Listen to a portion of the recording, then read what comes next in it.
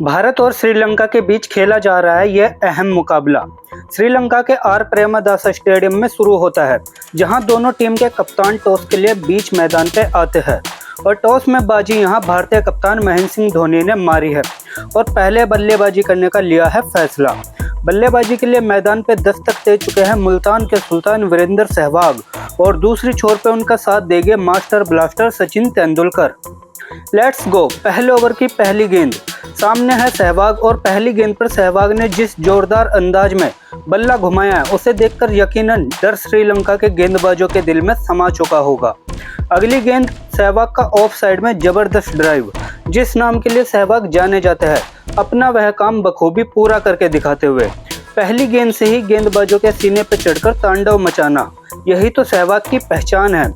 लेकिन तभी घटती है कुछ ऐसी घटना जिसने करोड़ों क्रिकेट प्रेमियों का दिल तोड़ ही दिया था, साथ ही उनका गुस्सा भी आसमान पे जा पहुंचा था।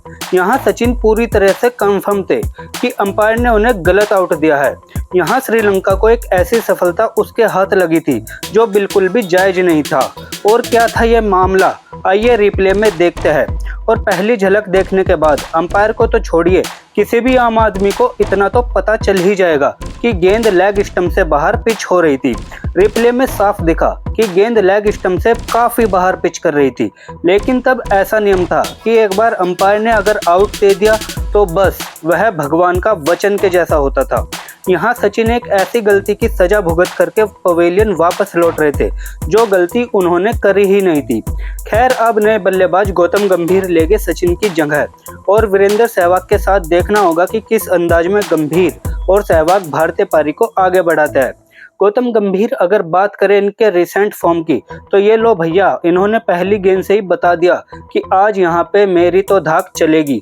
अगली गेंद पैरों पर पटकी गई। गौतम का एक और गंभीर शॉट, हालांकि पीछे फील्डर मौजूद है लेकिन ड्राइव लगाने के बाद भी रोक नहीं पाएगा।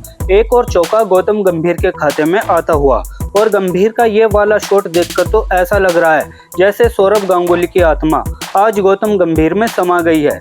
निश्चित रूप से यहाँ गौतम गंभीर जिस अंदाज में श्रीलंकाई गेंदबाजों को पीट रहे हैं, उन्होंने बंगाल टाइगर सौरव गांगुली की बल्लेबाजी की याद को तरोताजा कर दिया। 5 ओवर की समाप्ति के बाद अब भारत का स्कोर जहां पहुंचा था 29 रन 1 विकेट के नुकसान पे। फिलहाल यहां दूसरी छोर पे मुल्तान के सुल्तान के बल्ले ने भी बोल दिया है हल्ला और गोली की रफ्तार से गेंद को कर दिया है सीमा रेखा के पार। ना आग से ना पानी से गेंदबाजों को तब अगर डर लगता था तो सिर्फ सहवाग के तूफान से। इसी बीच यहाँ गंभीर ने आगे बढ़ करके लगाया एक और दमदार शॉट, किसी के पास कोई नहीं मौका, एक और चौका टीम इंडिया के खाते में जुड़ता हुआ। कुलशेखरा और सहवाग के बीच में यहाँ थोड़ा नोकझोंक भी हुआ, लेकिन कुलशेखरा को मुंह तोड़ जवाब देते हुए सहवाग ने उसकी गेंद पर एक और चौका लगा दिया और उसे ये संदेश दे दिया है कि बाबू अपनी आंख और जुबान को मुझसे नीचे करके रखना। सहवाग की तूफानी बल्लेबाजी श्रीलंकाई गेंदबाजों के सीने पर चढ़कर राज करती हुई और इसी बीच ये लीजिए सहवाग की तूफानी बल्लेबाजी में एक और चौके को ऐड कर लीजिए। लेकिन इसी बीच ऑफ स्टंप से बाहर जाती गेंद पर गौतम गंभीर चकमा खा जाते हैं और विकेट कीपर के हाथों में कैच दे बैठते हैं। पारी के 10वें ओवर में भारत को दूसरा झटका लगता हुआ गौतम गंभीर 27 रनों की पारी खेल लौटेंगे पवेलियन और अब भारत 62 रन 2 विकेट के नुकसान पर। अब यहाँ देखना होगा कप्तान धोनी खुद बल्लेबाजी के लिए आएंगे या उससे पहले युवराज सिंह को भेजेंगे। बिल्कुल, युवराज सिंह मैदान पर बल्लेबाजी के लिए दस्तक दे चुके हैं और युवराज सिंह जिस खतरनाक बल्लेबाजी के लिए जाने जाते हैं, देखना दिलचस्प होगा क्या युवराज यहाँ थोड़ा समय लेंगे या आते ही बल्ला चलाना शुरू कर देंगे।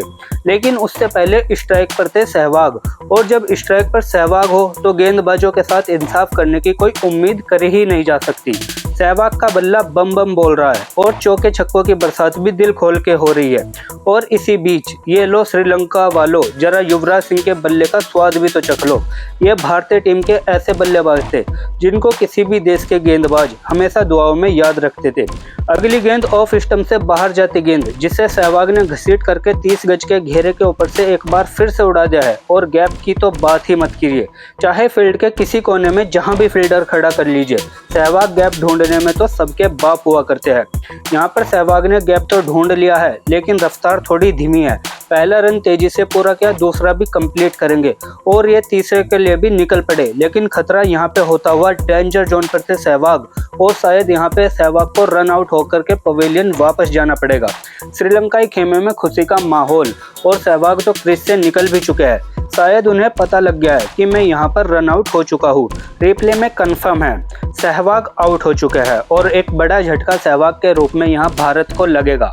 42 रनों की पारी खेल सहवाग को लौटना पड़ेगा पवेलियन और अब भारत 83 रन 3 विकेट के नुकसान पर। नए बल्लेबाज सुरेश रैना लेंगे सहवाग की जगह और अब भारतीय पारी को आगे बढ़ाने की जिम्मेदारी रैना और युवराज के हाथों में थी। ऑफ स्टंप से बाहर जाती गेंद यहाँ फील्डर को रखा था 30 गज के घेरे के अंदर, लेकिन उसके ऊपर से उठा करके युवराज ने कर दिया है गेंद को सीमा रेखा के पास और श्रीलंकाई कप्तान को मजबूर कर रहे हैं युवराज कि वो फील्डर को बाउंड्री लाइन के आसपास में भेज दे। हालांकि ये मैच अभी तक बराबरी पर चल रहा था, लेकिन यहाँ टेंशन में श्रीलंका इसलिए है क्योंकि युवराज को सब लोग अच्छे से जानते हैं कि जब तक युवराज क्रीज पर रहेंगे ऐसे शॉट तो बरसते ही रहेंगे। युवराज के इस चौके के साथ अब भारत का स्कोर 100 रनों को पार करता हुआ। इसी बीच युवराज के लिए अच्छी गेंद और स्लिप में कैच भी युवराज का हुआ ड्रॉप। बड़ा मौका था श्रीलंका के पास, लेकिन मौका गंवाया और मुफ्त का चौका युवराज को गिफ्ट में कर दिया। अब यहाँ से आगे युवराज जितने भी रन बनाएंगे वो हर एक रन श्रीलंका के लिए उसके जले पे नमक रगड़ने के जैसा होगा। अब यहाँ तो बात नमक रगड़ने की हो रही है, लेकिन इस बार युवराज ने नमक के साथ मिर्ची भी कस करके रगड़ी है। श्रीलंका के ऊपर और जड़ दिया है एक और चौका। अब पछतावे होत क्या जब हाथ में आया शिकार गवा दिए हो, तो ये लो भुगतो। He's gone over the top. That's magnificent, and that is 6. बिल्कुल सही सुना आपने। अब जिस खिलाड़ी का नाम ही सिक्सर किंग हो उसका काम भी तो वैसा ही होना चाहिए ना। गेंद अच्छी थी, गेंद में कोई बुराई नहीं थी, लेकिन जब सामने युवराज जैसा बल्लेबाज हो तो ना गेंदबाजों के पास कोई मौका रहता है और ना ही फील्डर के पास। इस बार लेग स्टंप से बाहर जा रही थी गेंद, जिस पे युवराज ने इतनी जोर से बल्ला चलाया कि बेचारा विकेट कीपर भी डर गया और डर के मारे छोड़ दिया चौका। यहाँ दूसरी छोर पे इस बार सुरेश रैना के पास था हाथ खोलने का मौका और रैना तेरा तो क्या ही कहना, उड़ा के भेज दिया गेंद को कहाँ 6 रनों के लिए दर्शक दीर्घा में। तूफान की गति से उड़ता हुआ आगे बढ़ रहा है भारत का स्कोर। 27 ओवर की समाप्ति के बाद 150 रन 3 विकेट के नुकसान पर। फिर मुथैया मुरलीधरन की नाचती हुई इस गेंद पर युवराज सिंह ने गेंद को नचाते हुए एक और बाउंड्री अपने नाम की और इस चौके के साथ ही युवराज सिंह ने अपनी हाफ सेंचुरी भी कंप्लीट कर ली।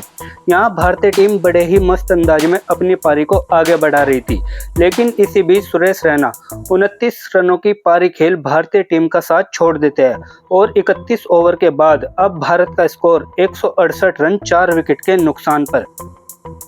रैना के जाने के बाद अब वक्त आ गया था कप्तान महेंद्र सिंह धोनी युवराज सिंह के साथ मिलकर पारी को संभाले और भारतीय टीम के स्कोर को एक बड़े लेवल तक ले जाए।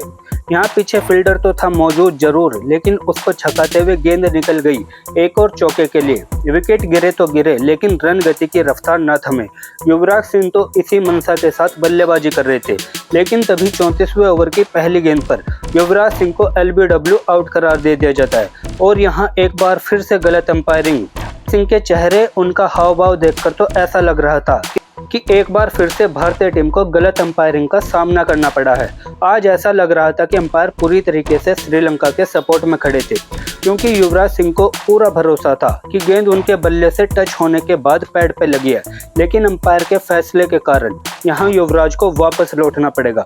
युवराज सिंह की 66 रनों की लाजवाब पारी यहाँ होगी समाप्त। भारत 180 पे 5। नए बल्लेबाज यूसुफ पठान मैदान पे आए हैं बल्लेबाजी के लिए और यूसुफ ने आते ही दिखाया है पठान का पावर और लॉन्ग ऑफ को चीरते हुए जड़ दिया है एक और धमाकेदार चौका। विकेट गिरे तो गिरे, लेकिन यहाँ मार रोकनी नहीं चाहिए। इसी सोच के साथ यूसुफ पठान ने एक और बेहतरीन ड्राइव लगाया। किसी के पास कोई नहीं मौका, 4 और रन टीम इंडिया के खाते में जुड़ते हुए, लेकिन फिर 42वें ओवर की आखिरी गेंद पर एक तेज सिंगल लेने के प्रयास में यूसुफ पठान रन आउट हो जाते हैं और 219 पे अब भारतीय टीम को छठा झटका लग चुका था। यूसुफ के बाद अब उनकी जगह लेंगे दाएं हाथ के बल्लेबाज जहीर खान, जिनके अंदर क्षमता तो है कि वो बड़े बड़े शॉट लगा सके, लेकिन देखना दिलचस्प होगा क्या यहाँ से भारतीय टीम कितने रन और जोड़ पाती है। और यहाँ रन चाहे कितने भी जुड़े भैया, लेकिन विकेट तो पतझड़ बन चुके हैं। कप्तान महेंद्र सिंह धोनी, जिनसे उम्मीद थी कि वो बड़े शॉट लगाकर अंत में ज़्यादा से ज़्यादा रन बोर्ड पे लगाएंगे, वह आउट होकर अब पवेलियन की राह पकड़ चुके थे। धोनी के आउट होते ही श्रीलंका की टीम इस मैच में पूरी तरीके से वापसी कर चुकी थी, क्योंकि अभी भारतीय टीम के बोर्ड पर मात्र 223 रन थे और विकेट हमने 7 गंवा दिए थे। अब जो भी थे गेंदबाज थे और उनके ऊपर ही पूरा दारोमदार था। यहाँ परवीन कुमार, जो अपने गुस्सैल स्वभाव के लिए जाने जाते हैं, और परवीन कुमार ने आते ही दिखाया अपना अग्रेशन, कमाल का लगाया शॉट और 4 रन भारतीय टीम के खाते में जोड़ दिए। दूसरी छोर से जहीर खान, जो अपने बड़े बड़े छक्कों के लिए जाने जाते हैं, उन्होंने आते ही दिखाया अपने बाजुओं का दम और उड़ा करके भेज दिया गेंद को 6 रनों के लिए। यहाँ इन बल्लेबाजों के पास खोने के लिए कुछ नहीं था, पर पाने के लिए बहुत कुछ था। परवीन कुमार का यहाँ बड़ा शॉट लगाने का था प्रयास, पर गेंद सीधे फील्डर के हाथों में, और फिर ओवर की आखिरी गेंद पर भी जहीर खान का था छक्का लगाने का प्रयास, लेकिन फील्डर को बीट नहीं कर सके। इसी के साथ भारतीय पारी यहाँ पे होती है समाप्त। भारत ने बनाए 256 रन 9 विकेट खोकर, और अब इस टारगेट को डिफेंड कर भारतीय टीम की इज्जत बचाने की जिम्मेदारी टीम इंडिया के गेंदबाजों के हाथों में थी। फिर क्या थी, माँ भारती के शेर इस अग्नि परीक्षा के लिए मैदान पर कूद पड़े, और जब हौसला बुलंद हो और इरादे मजबूत हो तो उसका परिणाम मिलने में ज़्यादा वक्त भी नहीं लगता। पारी के तीसरे ओवर में ही दिलशान को आउट कर जहीर खान ने दिला दी भारत को पहली सफलता। श्रीलंका 15 रन 1 विकेट के नुकसान पर। और फिर पारी के 7वें ओवर में ईशांत शर्मा ने सनत जयसूर्या को भी अपने जाल में फंसा लिया और मात्र 33 के स्कोर पर श्रीलंका को दूसरा झटका दे दिया। शानदार शुरुआत टीम इंडिया के गेंदबाजों के द्वारा, क्योंकि यहाँ बोर्ड पे ज़्यादा कुछ खास रन नहीं थे। ऐसे में जरूरी था कि विकेट को गुच्छों में लिया जाए। इस अभियान में अगला कदम परवीन कुमार ने आगे बढ़ाया और खतरनाक कुमार संगकारा को भी अपने जाल में फंसाकर श्रीलंका को तीसरा झटका दे डाला। यहाँ इस मैच को अपने हाथ से बाहर निकलता देख श्रीलंका के कुछ निहायती बदतमीज टाइप के दर्शक थे, जिन्होंने ईशांत शर्मा के ऊपर नट वोल्ट से वार कर उन्हें जख्मी करने की कोशिश करी। अरे भाई, ये खेल है, इसकी भावनाओं में बहकर इतना तो मत बहक जाओ कि इस तरह का कांड करने पे उतर जाओ। ये देखिए, ये है वो लोहे का नट जिससे ईशांत शर्मा के ऊपर वार कर उन्हें घायल करने की कोशिश करी गई थी। यहाँ भारतीय टीम को अपने अगले शिकार के लिए थोड़ा वक्त जरूर लगा, जो आया था पारी के 35वें ओवर में, लेकिन अंततः यह बढ़ती पार्टनरशिप यहाँ पे ब्रेक हो गई। इसके बाद तो भारतीय टीम के गेंदबाजों ने ऐसी लय पकड़ी, श्रीलंकाई बल्लेबाजों को दिन के भरे उजालों में चांद तारे नजर आने लगे। 206 के स्कोर तक आते आते श्रीलंका का छठा विकेट भी ढह दिया जाता है। यहाँ भारतीय टीम को थोड़ा सा विकेट के लिए एक बार फिर से इंतजार करना पड़ा, जो कि आया 236 के स्कोर पर, और श्रीलंका का 8वां विकेट यहाँ पे डाउन। आखिरी 13 बॉल पर श्रीलंका को जीत के लिए 21 रनों की जरूरत थी, लेकिन अगले ही ओवर में ईशांत शर्मा और धोनी की बेहतरीन तालमेल से श्रीलंका के 9वें विकेट को भी टाटा गुड बाय बोल दिया जाता है। और फिर वक्त की वो घड़ी भी आती है जब श्रीलंका के फड़फड़ाते हुए दिवे को पूरी तरीके से बुझा दिया जाता है। 241 के स्कोर पर ही श्रीलंका का आखिरी विकेट भी उखाड़ दिया जाता है और भारतीय टीम 15 रन से इस मैच को जीत लेती है। वीडियो अच्छी लगी हो तो इस पे एक लाइक जरूर दीजिएगा और चैनल पे नए हैं तो इसे सब्सक्राइब करना मत भूलिएगा। Thanks for watching this video. जय हिंद, वंदे मातरम।